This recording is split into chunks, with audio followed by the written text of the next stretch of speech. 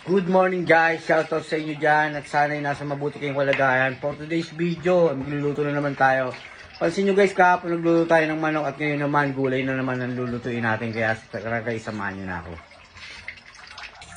Ngayon guys, unahin natin bawang.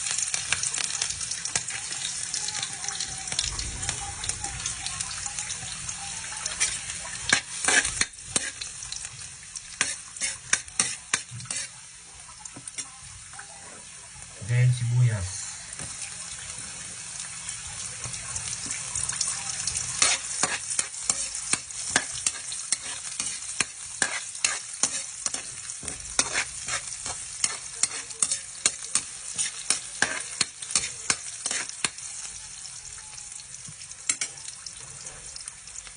Then lagyan natin corn beef. So yun nga guys, medyo okay na siya. Pwede natin ilagay ngayon yung repolyo. Yan. Lagyan natin yung repolyo guys. Haluin lang natin siya guys. Shake it, baby, shake it. So yun nga guys, luto na yung ating repolyo with corn beef. Masustansyang repolyo and corn beef. Ayun na guys, luto na siya. Kaya guys, sana nag-enjoy kayo sa video na to guys. At maraming salamat sa panonood. Bye!